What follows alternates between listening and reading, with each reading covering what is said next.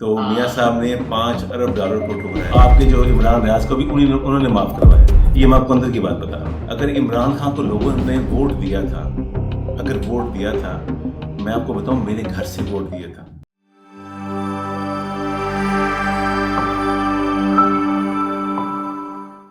बिस्मिल्लाहिर्रहमानिर्रहीम। मियाँ मोहम्मद नवाज शरीफ साहब की वतन वापसी इस वक्त पाकिस्तान की सबसे बड़ी ख़बर है। कल जब वो वापस आ रहे थे और हमने देखा कि उनके तैयारे में ज़ाहिर सहाफ़ी हजरात मौजूद थे, तो वहाँ मुझे एक ऐसी शख्सियत नज़र आई कि मैंने कहा अरे ये यहाँ कहाँ। और पाकिस्तान की बहुत ही मशहूर मारूफ शख्सियत है, कोई ऐसे साहब नहीं है, कोई ऐसा इंसान नहीं जो पाकिस्तान में उनसे वाकिफ़ ना हो। तो मेरा दिल किया कि मैं उनसे ज़रा बात करूँ, ताकि एक तो ये कि वो जो फ़्लाइट थी, एक ऑफ कोर्स एक हिस्टोरिकल फ़्लाइट थी, पाकिस्तान के साबिक़ वज़ीर आज़म की पाकिस्तान वापसी।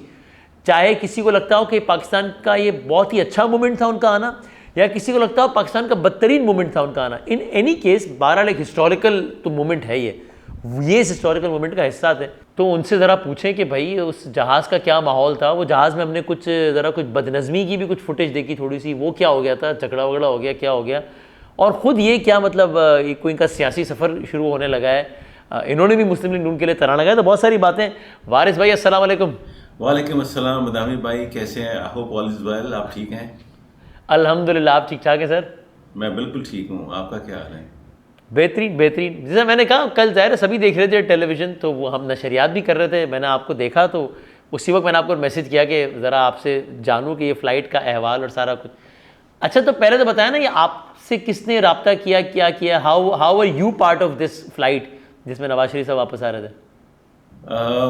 देखें बदामी भाई, दो हिस्टोरिकल मोमेंट हैं जिसमें मैं मियाँ मोहम्मद नवाज शरीफ साहब के साथ रहा हूँ। एक तो जब चागी ब्लास्ट हुआ, हाँ। जब पाकिस्तान एक एटॉमिक पावर बना, और जब 15 दिन फ़ोन करते रहे क्लिंटन मियाँ मोहम्मद नवाज शरीफ साहब को कि आप ये धमाका ना करें, लेकिन पूरी दुनिया में हम वाहिद कंट्री थी पाकिस्तान जिनके नसीब में ये बात आई कि हम एटॉमिक पावर बन गए, अब हमारी तरफ कोई मैली आंख से नहीं देख सकता।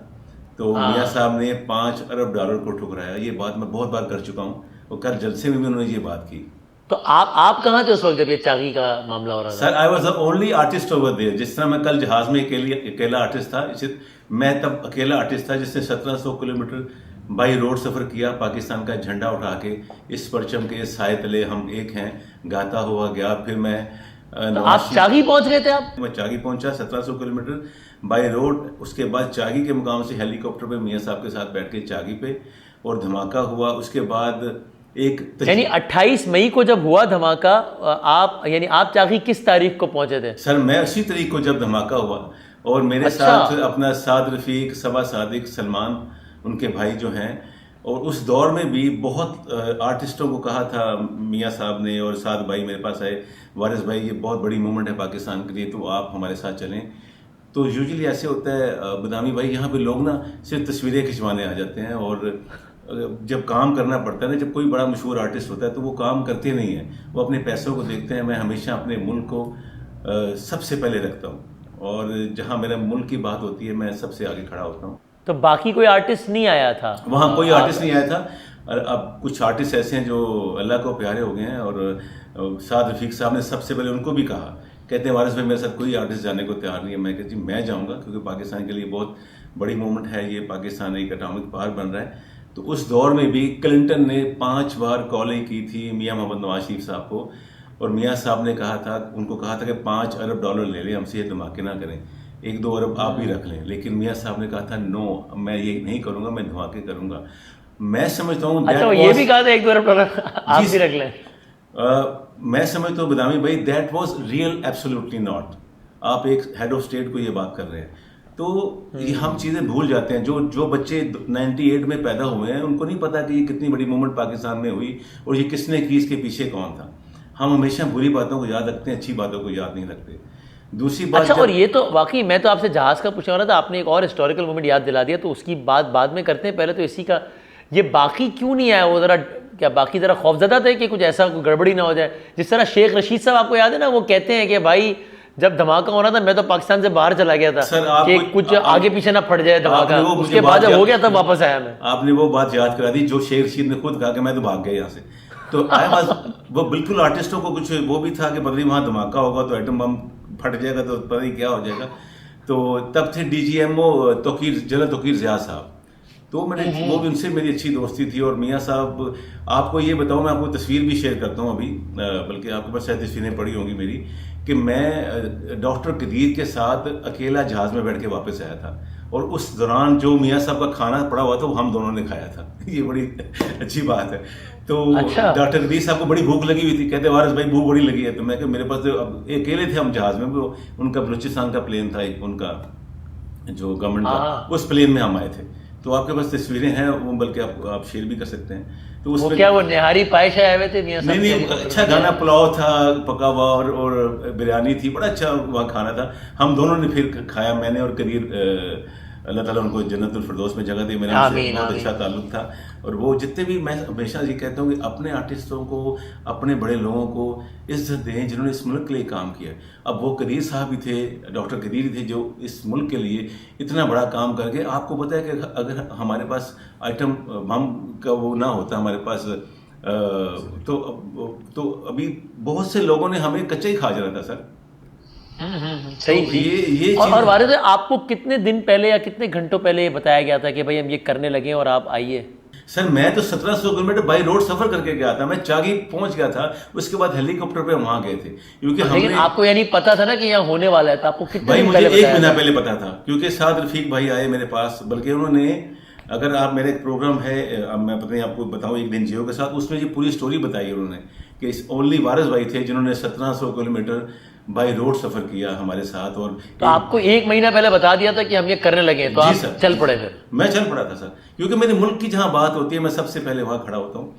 दूसरी बात, फिर ये जब मियाँ साहब की मुझे कॉल आई है, उम्मीदें पाकिस्तान जो प्लेन है, तो उसमें भी मैं अकेला आर्टिस्ट था, मुझे पता है सारे आर्टिस्ट एक तरफ खड़े हैं और मैं शायद एक तरफ खड़ा हूँ। मैं हमेशा ये कहता हूँ कि जिसने, जो लोग हैं ना, जो जिन्होंने इस मुल्क के लिए कोई काम किया, वो कोई भी हो, तो उसकी आपको इज्जत करनी चाहिए। इस मुल्क में मोटरवे, इस मुल्क में रिंग रोड, हमारे, अगर आप पंजाब को देखें और कराची की हालत देखें या पेशावर की देखें, ज़मीन आसमान का फ़र्क है। तो उन्होंने बहुत काम किया है, हॉस्पिटल, नए एयरपोर्ट बनाए हैं। अब मुझे कुछ लोग कहते हैं जी एयरपोर्ट तो उन्होंने गिरवी रख दिए, तो अब पाकिस्तान में तो बचे ही कुछ नहीं। आप 2018 का पाकिस्तान देख लें और आज का देख लें, ट्रिपल महंगाई है, ट्रिपल चीज़ें हैं।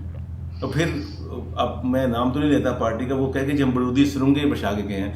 भाई अगर आपको पाकिस्तान से प्यार है तो आप बरूदी सुरंगें क्यों बिछा रहे आने वालों के लिए? आप तो आने वाले के रास्ते हमवार करके जाएं। तो ये आपने बताया वारिस भाई कि आपको पहले मियाँ साहब ने ही कॉल की कि मैं वापस आ रहा हूँ तो आप मेरे साथ आए फ्लाइट में? मुझे उम्मीदें पाकिस्तान, देखो मुझे ईमेल आई थी ना। अच्छा। उसके बाद उनके वो PS किसकी तरफ से ईमेल आई? राशिद भाई, उन्होंने कहा कि वारिस भाई आप कब ज्वाइन करें? मैं जी मैं आ जाऊँगा, मैं दुबई से ज्वाइन करूँगा आपको। तो फिर रास्ते में भी फिर काफ़ी अच्छा रहा, और मैंने जो इज्जत, जो प्रोटोकॉल दुबई में देखा मियाँ साहब का, वो तो मैं आपको बयान नहीं कर सकता। वो उनका तो वहीं से स्टार्ट हो गया था। तो मैं समझता हूँ कि जो लोग इस स्टेट लेवल का प्रोटोकॉल था दुबई में उनका? जी बिल्कुल बिल्कुल ऐसे था, बिल्कुल ऐसे था, जैसे हेड ऑफ द स्टेट का होता है। बिल्कुल ऐसे था, बिल्कुल ऐसे था सर। अच्छा, जहाज का सफर कैसा? वो हमने जहाज में देखा कुछ वो वीडियो चली थी लड़ाई झगड़े की भी, वो आपस में लड़ाई की नहीं है। देखें आप, यहाँ एक सहाफ़ी नहीं मान होता है, जब 4 सहाफ़ी बैठ जाए तो और बात होती है। इसमें 70-80 सहाफ़ी थे, BBC के भी थे और लोकल भी थे, सारे बड़े बड़े नाम थे। तो फिर वो सीटों पे कुछ लड़ाई हो जाती है। एक हमारे साहब थे जो जापान के प्रेसिडेंट थे, मुस्लिम लीग नून के, उनके साथ थोड़ी गड़बड़ हुई, ऐसी कोई वो हाथापाई हुई लड़ाई नहीं हुई। और उसके बाद किस बात पे हो गया था मामला खराब? फिर मामला खराब होने से पहले सागदार साहब आए, उन्होंने सारा मामला हल कर दिया। फिर मैं रास्ते यानी वो क्या कुछ सीटों के बैठने पे था कि आगे मैं जाऊंगा? सीटों के बैठने पे वो ऐसे ही हो रहे थे जी, आपकी सीट जहाँ है, वो कहते यार ये चार्टर प्लेन है, इसमें क्या सीट करनी है किसी ने, जहाँ दिल करता है सब बैठे, हम पाकिस्तान के लिए जा रहे हैं। तो होना तो ऐसे ही चाहिए, लेकिन वो फिर थोड़ा बहुत हो जाता है। और अरेंजमेंट किस तरह की थी? ये फ्लाई दुबई का जहाज़ था, एक चार्टर्ड प्लेन था जो कि करवाया हुआ था इन्होंने। जी बिल्कुल जी। तो उसमें आगे साफ़ी हजरात तो सारे पीछे ही होंगे और आगे बिजनेस क्लास में मियाँ साहब, इसहाक डार साहब और बाकी। सर वो छोटा जहाज़ होता है, वो बिजनेस क्लास भी उसकी इतनी ज़्यादा नहीं होती, 7-8 सीटें होती हैं। और वो उसमें पर्दा भी नहीं लगाते थे, वो तो मियाँ साहब सारी बातें, उठते थे तो वो भी नजर आते थे, बैठते थे तब भी नजर आते थे। मियाँ साहब वेव भी करते थे लोगों को, अपने जितने भी चाहने वाले हैं उनसे। लेकिन वो हर बंदा चाहता है ना, जैसे आप एयर वाई है या बाकी चैनल हैं, वो चाहते हैं जी हमें फुटेज मिल जाए, हमें मिल जाए, तो फिर उसमें फिर बहुत ज़्यादा वो रश हो जाता है। उसकी वजह से फिर जहाज़ में मैंने 5-7 बार तो मैंने अनाउंसमेंट की है, वो जो जहाँ पे एयर होस्टेस करती हैं अनाउंसमेंट, वहाँ मुझे बुला के मैंने कहा आप बैठ जाएँ। तो अच्छा। वैसे बड़ा अच्छा रहा, बड़ा इंटरेस्टिंग सफ़र, बड़ी वो मैं खुश हूँ कि मैं I was part of that flight उम्मीद पाकिस्तान। और शायद आपको ये नहीं पता कि जब चागी ब्लास्ट हुआ तो बदामी भाई मुझे ना तजदीद अहद हुआ था 29 मई को, उसमें मुझे मिंटो पार्क यादगार लाहौर में, तो मुझे परवेज़ रशीद साहब थे जो उस वक्त चेयरमैन पीटीवी थे, और मियाँ साहब की इजाज़त से उन्होंने मुझे नेशनल सिंगर ऑफ पाकिस्तान बनाया था उसके बाद। और वो मेरे पास मेरे पासपोर्ट पे लिखा हुआ है, और वो जो चागी का पत्थर है जो ब्लैक था वाइट हो गया, वो सिर्फ मेरे घर में पड़ा हुआ है, ये मुझे एजाज़ है। ओह, और ये मेरा ख्याल है ये तो पासपोर्ट पे ये तहरीर किसी शायद किसी और सिंगर के तो नहीं लिखी हुई पाकिस्तान में? नहीं, I am the only national singer of Pakistan. मैं ऑब्वियसली मैं अपना वो भी हूँ, अपना प्राइड ऑफ परफॉर्मेंस है, लेकिन मैं समझता हूँ कि ये ना दोबारा ऐसा धमाका होगा, ना कोई प्राइड नेशनल सिंगर बनेगा पाकिस्तान में। इसी तरह मियाँ साहब को लेने गया हूँ, ये दूसरी मूवमेंट ऐसी है जो उम्मीद पाकिस्तान के सफ़र में मैं उनके साथ था, और ये सिर्फ अल्लाह करते हैं, और इसमें इंसान का तो कोई रोल नहीं है भाईजान। अच्छा, और ये अब लोग सोचते हैं, पूछते हैं, तो ये जब फ्लाइट के जितने पैसेंजर्स थे तो ये इन्होंने अपनी टिकट्स के लिए पे किया था या उनकी तरफ से था या क्या था? सर ये डिफरेंट लोगों के साथ डिफरेंट सिचुएशन थी।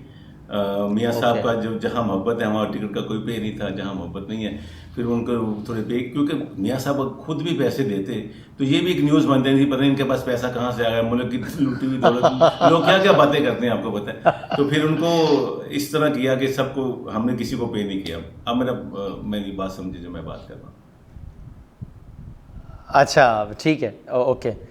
अच्छा, लेकिन जवाब ये आपने खुद कहा वारिस भाई कि आप एक तरफ खड़े हैं और आपकी तकरीबन सारी बिरादरी एक तरफ खड़ी है सियासी हवालों से, तो आप ये सोचते नहीं है कि यार ये तो फिर ये तो सारे फनकार मेरी अपनी बिरादरी में मैं अकेला खड़ा हूँ, तो ये तो मैं तो बिल्कुल तनहा रह जाऊँगा या तनहा रह गया हूँ, ये आपने नहीं सोचा? सर मैं अगर पाकिस्तान के कोई हक में है, अगर मैं उसके साथ खड़ा हूँ, मैं तनहा भी रहूँ तो मैं तनहा नहीं हूँ, पूरा पाकिस्तान मेरे साथ है। मैं ये और इसकी आपके ख्याल में क्या वजह है कि आपकी बिरादरी की अक्सरियत, ज़ाहिर है बड़ा वाज़ेह कि वो दूसरी तरफ है, तहरीक इंसाफ के साथ है, इसकी आपको क्या वजह समझ में आती है? बदामी भाई मैं समझता हूँ वेल सेट से वेल डन बेहतर है। लोग ज़्यादा अच्छा। तो आप सोशल मीडिया का दौर है सर, सोशल मीडिया पे आपने इतना फैला दिया आप। मैं आपको इसकी मिसाल देता हूँ, कोई ऐसे लोग हैं जिनके 10 मिलियन सब्सक्राइबर हैं, और लोग उनको मतलब उनकी लोग समझते हैं ये बहुत बड़ा आर्टिस्ट है, ये बहुत बड़ा ड्रामा आर्टिस्ट है। खुदा की कसम को मोहल्ले में कोई नहीं जानता होगा, शायद उस इलाके में नहीं कोई जानता होगा। इसका मतलब ये थोड़ी कि बड़ा आर्टिस्ट है। तो फिर ये सोशल इतने फॉलोअर्स कैसे हैं उसके, अगर कोई जानता ही नहीं तो 10 मिलियन फॉलोअर्स कैसे हैं? नहीं, मैं वो आप मेरी बात नहीं समझ। सोशल मीडिया में मैं 10 मिलियन फॉलोअर बनाता हूँ, आपको पैसे देंगे, इसमें क्या है? अच्छा। नहीं है तो बताएं मुझे, ऐसा नहीं है। हाँ, वैसे वो यहाँ तो फॉलोअर्स खरीदते हैं ना भाई, आपका 1 मिलियन फॉलोअर है, ये मुझे 50 लाख दे दे या 20 लाख दे दे, ये सारे सिस्टम मुझे भी आते हैं यार। फॉलोअर बनाना कौन सा मसला है यार आजकल, आपको तो पता है। लेकिन ये वारिस में आपको जो प्राइड ऑफ परफॉर्मेंस मिला, ये तो अगर मैं गलत नहीं हूँ तो आपको ये खान साहब के दौर में मिला ना? तो खान साहब के दौर में मिला तो मैंने कुछ अच्छा किया था तो मुझे मिला था सर। हालांकि मेरे तो देखिए, यानी तो आप उनके सियासी मुखालिफ हैं, जो कि आपका राइट है बिल्कुल, फिर भी उन्होंने इसका मतलब है कि पिक एंड चूज नहीं किया ना, ऐसा नहीं कि सिर्फ अपनों को नवाजा, वरना आपको नहीं सर, मैं सियासी मुखालिफ नहीं हूँ।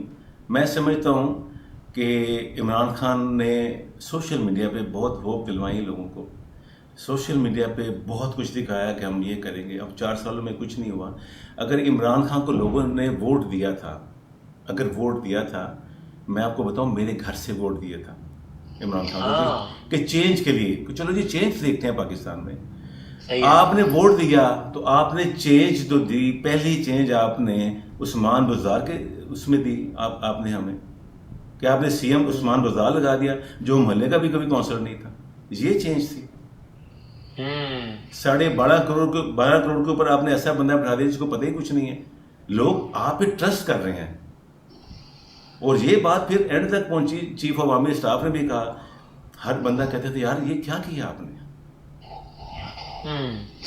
तो लोगों अच्छा, को और आपने ये वारिस भाई गाना भी गाया ये मियाँ साहब की वापसी पे, आपके साहबजादे ने उसको, आपके साहबजादे बड़े बड़े उन्होंने झंडे गाड़े में आपके साहबजादे ने, और बड़े उनके फैंस हैं, बड़े बड़े सिंगर्स को, मैंने राहत साहब को और बड़े बड़े सिंगर्स को उनको सराहते हुए देखा है। हाँ जी। तो ये आपको किसने, ये आपकी तरफ से एक ट्रिब्यूट था या मियाँ साहब या शरीफ फैमिली ने कहा था कि उनके लिए कोई गाना वगैरह? सर मुझे कभी किसी ने नहीं कहा, ये मेरे दिल में था और ये मैंने अपनी तरफ से किया। फिर वो उनको बहुत ज़्यादा पसंद आया, आपने देखा होगा।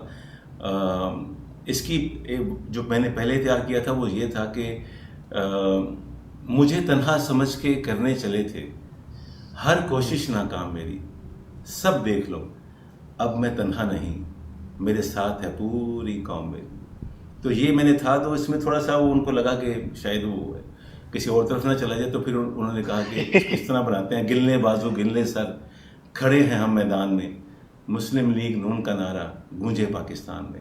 ये उनको लगा ऐसा ना हो कि मेरे सब खिलाफ थे, जो भी जुमला था वो है ये पिंडी की तरफ ना निकल जाएगा। हाँ जी, हाँ उन्होंने कहा हाँ जी, हाँ जी। तो वो फिर अब मैं समझता हूँ पाकिस्तान है तो मुस्लिम लीग है, कोई भी। यानी आपने मियाँ साहब से लिरिक्स शेयर किए थे जिसके उन्होंने कहा कि नहीं यार ये मामला उधर ही ना चला जाएगा? नहीं, मियाँ साहब से नहीं, नीचे मेरी बात हुई थी अपना परवेज भाई से और बाकी मेरे औरंगजेब से। तो फिर उसको हमने चेंज करके, फिर क्योंकि मैंने वो हकीकत लिखी है टू दी पॉइंट कि हम काट चुके हैं सब कह दें, हम वाकिफ़ हैं जंजीरों से, हम पाकिस्तान बचाने को लड़ जाएंगे तकदीरों से।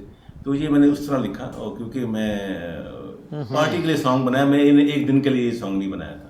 तो लेकिन ये मैंने कहीं उड़ती सुनी, ये बात ठीक है कि एक मौके पे ये भी सोचा जा रहा था कि ये जो गाना आपने कंपोज किया उसका कुछ हिस्सा मरियम नवाज शरीफ साहिबा पढ़ दें, लेकिन फिर वो ऐसा हुआ नहीं, ऐसा कुछ? जी सर, बिल्कुल ऐसे था कि उनसे करवाना चाह रहे थे हम, लेकिन फिर नहीं हुआ क्योंकि वो फिर कॉन्फ्लिक्ट की तरफ जाती थी बात, इसलिए वो नहीं किया सर। अच्छा, ओके, सही है, सही। सो ये अब वारिस भाई, इस पे तो हमने, चले सियासत पे तो काफ़ी बात कर ली, ज़रा कंक्लूड करते हैं। ये मुझे बताएं, आपने कोई बिज़नेस वगैरह में, कोई कपड़ों वगैरह का कारोबार, मुझे कहीं से कुछ सुनने में आया कि जुनेद भाई ने भी जो बिज़नेस स्टार्ट किया था उसमें आपकी भी उनसे कोई बात हुई थी? सवाल ये बात ठीक है कुछ कि आपने उनको सजेस्ट किया कि ऐसा कोई काम सर? ये बिल्कुल ठीक है।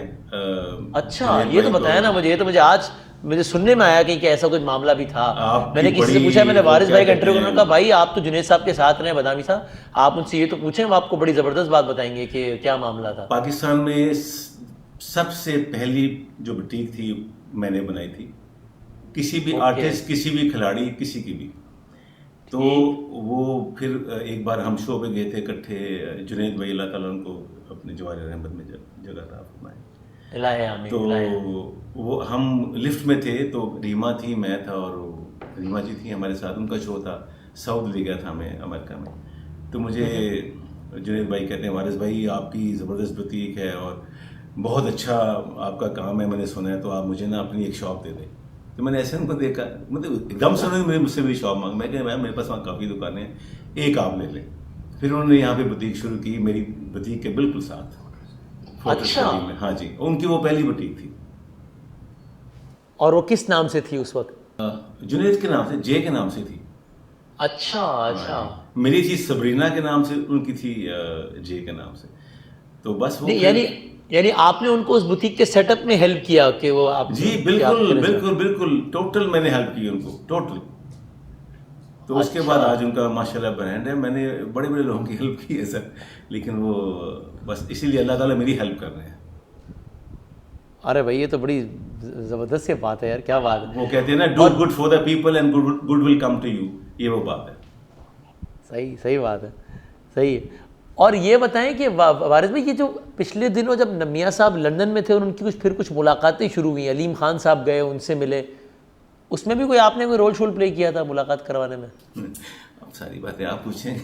ये मैं कहा अंदर की खबर जो मुझे पता लगी है ना, ज़रा पूछूं मैं कि ये कितनी बात सच है और कितनी नहीं जी, बिल्कुल ये सच बात है जी। मैंने अलीम भाई को रिक्वेस्ट की थी, उन्होंने मेरी रिक्वेस्ट पे फिर ये इस पार्टी को मिलने गए मियाँ साहब को, थोड़ी देर के लिए उनके साथ ये ज्वाइन किया उन्होंने। अब उनकी अपनी पार्टी है माशाल्लाह।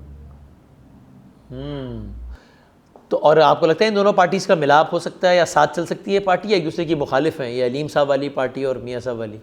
सर मेरा नहीं ख्याल, उनका मंशूर टोटली डिफरेंट है। वो बिल्कुल वो जो दिल्ली में सीएम साहब है उन्हीं के फुट स्टेप पे चलना चाहते हैं। जिस तरह उन्होंने किया कि स्कूल फ्री कर दें, ये फ्री कर दे, वो फ्री कर दे, तो इट्स वेरी डिफ़िकल्ट इन पाकिस्तान। अगर कर दें तो मेरे ख्याल से जो दिल्ली के मिनिस्टर हैं, अपना सीएम हैं, उन्होंने तो एक क्या कहते हैं तारीख रकम कर दी है। वो तो कमाल। क्या उनकी बात कर रहे हैं जो आम आदमी पार्टी के जो अरविंद केजरीवाल? अरविंद केजरीवाल, मैं आपको बता रहा हूँ, मैं उसका फैन हूँ।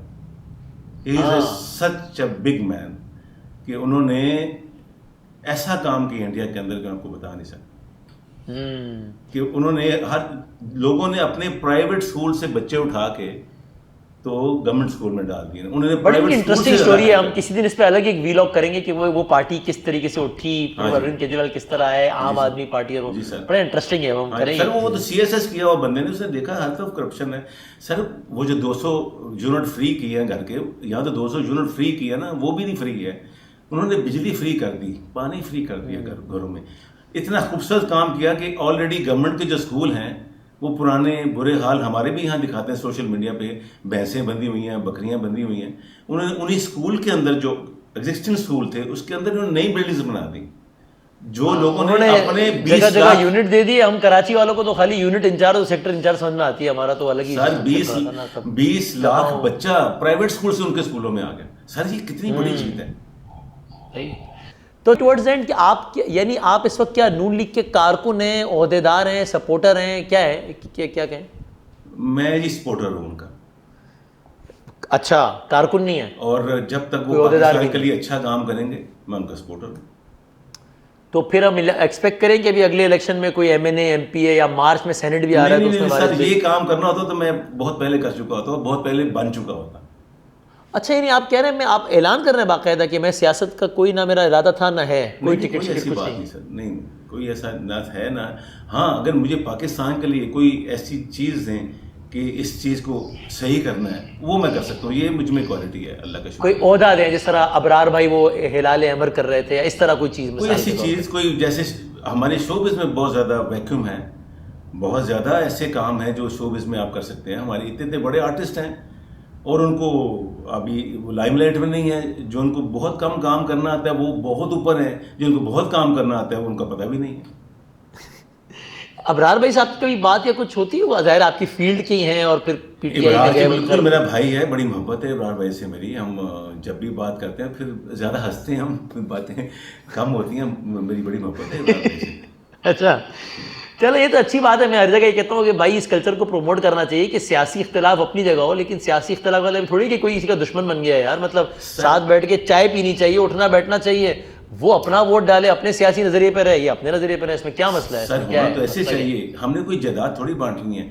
अब मेरी आपके चैनल से ये भी रिक्वेस्ट है कि यार जितने भी सोशल मीडिया पे आप गंदी बात लिखते हो, आप किसी के लिए गंदा लफ्ज़ बोलते हो, किसी की बेटी, किसी के भाई, वो चाहे नून लीग वाले पीटीआई के लिए करते हैं या किसी भी जमात के लिए करते हैं, खुदारा ये तो बंद करें। हम बिल्कुल सही बात। हम क्या लोगों को दिखाते हैं, हम किस फैमिली से बिलोंग करते हैं। जितनी आप बुरी बात लिखते हैं आपकी फैमिली का उस पर बहुत बुरा असर जाता है कि आप ये क्या बातें लिख रहे हैं, ये क्या। भाई इख्तिलाफ करें, टिका के करें, तमीज़ और तहजीब के दामन में करें बस, और इसमें क्या मसला है? बात तहजीब के साथ करें। सही बात। अच्छा, और ये जवाद भाई से के बारे में आपका क्या ख्याल है? जवाद अहमद साहब, सर उनकी पार्टी है, अभी देखें इमरान खान को अगर 23 साल लगे तो उनको 40 साल लग सकते हैं यहाँ पहुँचने तक। सही है। अब आखिर में मैं 3-4 लोगों के 4-5 लोगों के नाम लेता हूँ, आप उनके लिए कोई एक लफ्ज़ या कोई एक बात या मशवरा, मुख्तसर अल्फाज। बदामी भाई आपके ये जो मासूमाना सवाल है ये मुझे करवाएंगे लगता है। नहीं कुछ नहीं, बहुत मासूमाना, जो आप कहना चाहें। इमरान खान, कोई मशवरा, बात, जुमला, कुछ भी। Imran Khan cricket hero, not a leader. अच्छा, ओके। आसिफ अली जरदारी। आसिफ अली जरदारी सब पे भारी। मियाँ मोहम्मद नवाज शरीफ। बहुत हम्बल मुदब्बर आदमी है और बहुत ही माफ़ करने वाली सलाहियत है उनके अंदर। कोई बुरी सी बुरी बात कर दे, मैं समझता हूँ आपके जो इमरान रियाज को भी उन्होंने माफ़ करवाया। ये मैं आपको अंदर की बात बता रहा हूँ। ये आपने सुनी सुनाई बात बता रहे हैं या अपनी मालूमात बता रहे सर मैं अपनी मालूमात बता रहा हूँ। हैं कि उन्होंने 5 किरदार अदा साल किया है? उन्होंने उनको पता नहीं क्या क्या कहा, लेकिन उन्होंने कहा जी नहीं, इनको पेश करें आप अदालत में और इनके जो भी है वो अदालत जाने, वो जाने। अच्छा, ये आप मालूमात की बुनियाद पे बता रहे हैं कि ये उन्होंने किरदार अदा किया है। Okay okay. अल्लाह ताला सेहत भी दे इमरान भाई को, मेरी भी उनसे बात हुई, अल्लाह ताला उनको सेहत दे। बिल्कुल जी बिल्कुल, मैं भी यही चाहता हूँ, मेरे अच्छे दोस्त हैं, मेरी बड़ी मोहब्बत है। आप बदामी भाई आप इस बात को प्रमोट करें कि आप किसी के साथ इख्तलाफ है, इतना आगे ना चले जाए कि आपकी वापसी ना हो यार। ये आप मुल्क के लिए बात करें, आप मुल्क के साथ ऑनेस्ट हों। आप किसी पार्टी के साथ इतने ऑनेस्ट कैसे हो सकते हैं यार? अगर पार्टी में कोई गलत कर रहा है तो बताएं ये गलत किया आपने। आप मुझे 4 सालों में आप ही मुझे बता दें कि इमरान खान साहब ने पाकिस्तान के लिए ये किया है, सिवाय सोशल मीडिया के ऊपर। आप मुझे प्रैक्टिकल बताएं। वेल सेड से वेल डन बेहतर है सर। सही है।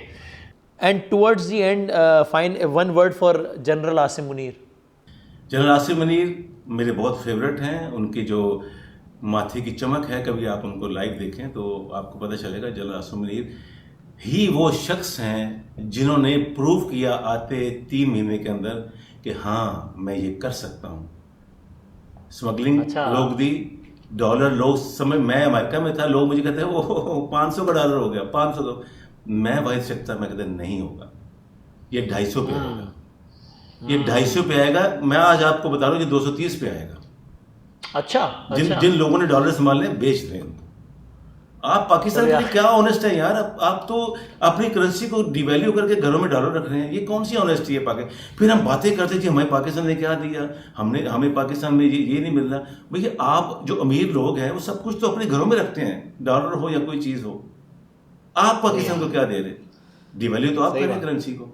जो लोगों हम प्रॉब्लम क्या है, जिन लोगों ने प्लॉट्स लेने थे उन्होंने डॉलर ले लिए कि यार मैं 2 करोड़ का प्लॉट जो लूंगा मैं डॉलर लेता हूँ। 10 दिन के बाद वो 230 का हो गया, फिर 230 के डॉलर ले लिए, फिर 10 दिन के बाद 3 करोड़ का हो गया। उन्होंने कहा यार मुझे तो 1 करोड़ बच गया। तो सारी दुनिया उसकी तरफ शुरू हो गई। तो फिर पाकिस्तान कैसे आगे जाएगा सर? सही। मुझे बहुत ज़्यादा बदामी भाई, मैं कल छोड़ के जाता हूँ, मेरे बच्चे अमेरिकन नेशनल हैं, मेरी बेटी वहाँ अमेरिकन नेशनल। मैं पाकिस्तान में क्यों रहूँ कि जी यहाँ तो बिजली नहीं है, फलाना नहीं है। सारे ऐसे भाग जाएंगे तो फिर ये मुल्क का आप देखें क्या हो रहा है फ़लस्तीन के साथ। जुल्म की इंतहा है। सही बात है। ठीक है, हमें वो नहीं भूलना चाहिए। हम इतनी बातें करते हैं, इतनी नफसा नफसी है हमने। हमारे मुल्क में भी 10,000 या 20,000 बंदा इकट्ठा हुआ है इसके लिए। लंदन में लोग इकट्ठे हुए हैं, अमेरिका में हुए हैं। हम कितने अच्छे मुसलमान हैं, कितने अच्छे पाकिस्तानी हैं। कोई बंदा सड़कों पे नहीं आया। क्यों नहीं आया? हर बंदे को अपनी पड़ी हुई है। किसी ने इस पे बात की कि बदामी भाई हम 1,000 बंदा इकट्ठा हो गया वहां पे, 20,000 लाहौर में इकट्ठा हो गया इसके एहतजाज में। हम सिर्फ बातें करते हैं, नो प्रैक्टिकल कोई चीज़ नहीं हमारे पास सर। हाँ, मतलब मुजाहरे वगैरह हो रहे हैं, लेकिन एक ऐसे लेवल पे होना चाहिए कि जो दुनिया को हिला देने के बंद हो लिए जाना इतना चाहिए। लाख आदमी होना चाहिए, इतने मिलियन आदमी होने चाहिए कि नजर आए कि सर पता चले मिलियन आदमी इकट्ठा हो, जैसे वहां पर हो रहा है और नजर आ रहा है और हम सब देख रहे हैं। सर देख रहे हैं ना, हम क्यों नहीं इकट्ठे हो सकते? हमारे मुसलमान बच्चों पे, बहनों भाइयों पे जुल्म हो रहा है। हम बस सोशल मीडिया पे पकड़ते हैं फोन, ये डॉलर बंद कर दें, फलानी चीज बंद कर दें, और सबसे पहले तो सोशल मीडिया बंद करें। फिर ये भी तो उनका ही है, यहूदियों का। बारिश भाई, thank you very much for your time. बहुत शुक्रिया। Thank you ji. And I wish you all the best. और साहबजादे को भी मेरी तरफ से बहुत दुआएं। He is a great talent ji, बहुत दुआएं मेरी तरफ से। ये अपना साहबजादे का इंशाल्लाह अभी 3 वीडियो बनाए मैंने LA में, और अभी नया वीडियो इसका और आ रहा है, तो आपको देखिए। एक भी इसका वीडियो रिलीज हो गया, गाना बहुत अच्छा, डोंट गो अवे। अगर आप देखेंगे तो आपको अच्छा लगेगा। मेरा सलाम भी दीजिएगा उनको। खुश रहिए। थैंक यू, बहुत शुक्रिया। थैंक यू, अल्लाह हाफिज़।